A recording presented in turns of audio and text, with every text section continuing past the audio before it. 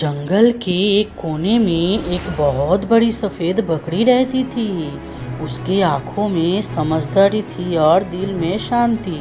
वो जंगल में अकेले घूमती थी, सब जानवरों से शांत तरीके से मिलती थी। एक दिन एक भूखा और गुस्सा वाला शेर जंगल में आया। उसकी नज़र उस बड़ी सफ़ेद बकरी पर पड़ गई। शेर घूरता हुआ उसके सामने आया और गरजने लगा, मैं तुझे खा जाऊंगा। बकरी ने शांत होकर कहा, मुझे सिर्फ एक भजन गाने दो, फिर तुम जो चाहो करो। बकरी ने जोर से गाना शुरू किया। उसकी आवाज़ पूरे जंगल में गूंज उठी। दूर से शिकारी ने आवाज़। शिकारी तुरंत आया और शेर पर जाल डाल दिया। शेर फंस गया और बकरी शांत से वापस चली गई। बकरी अब जंगल में और भी विश्वास के साथ घूमती थी। सभी उसकी समझदारी से प्रभावित थे। सब छोटे बड़े जानवर उससे मिलते और उसके चरित्र को सलाम करते। एक दिन कुछ गांव के लोग जंगल में आए। वो परेशान थे। उन्होंने बकरी से कहा, हमारे खेतों में पानी नहीं है, सब सूख गया है। बकरी ने उनकी बात ध्यान से सुनी। उसने सोचा, मैं कुछ कर सकती हूँ। उसने सिर हिलाया और जंगल के गहराई में चली गई पानी ढूंढने।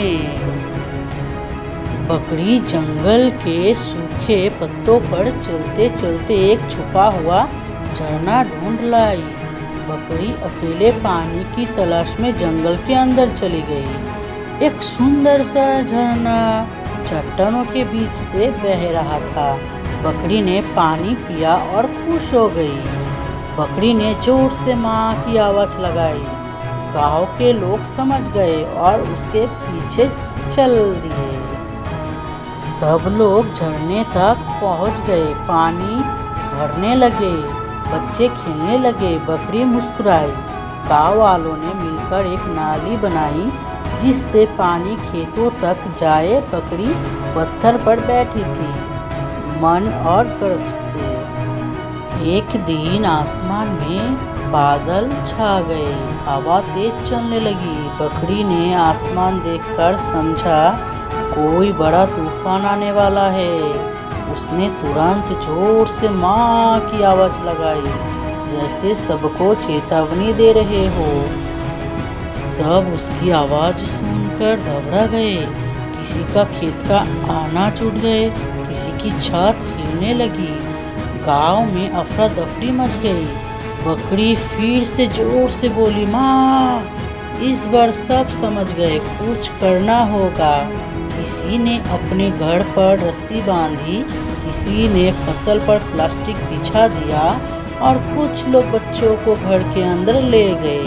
फिर आया बड़ा तूफान, बिजली चमकी, बारिश हुई, हवा घूमती रही, लेकिन जो भी बकरी ने बताया था सब उसकी वजह से सुरक्षित रहे।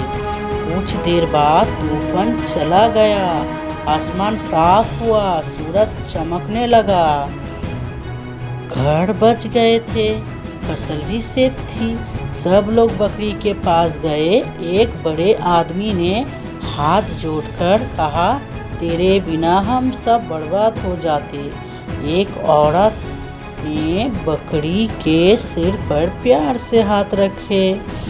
शाम को सब गांव के एक पेड़ के नीचे इकट्ठे हुए। एक छोटी सी मंच बनाई गई और बकरी को उस पर खड़े किया गया। सबने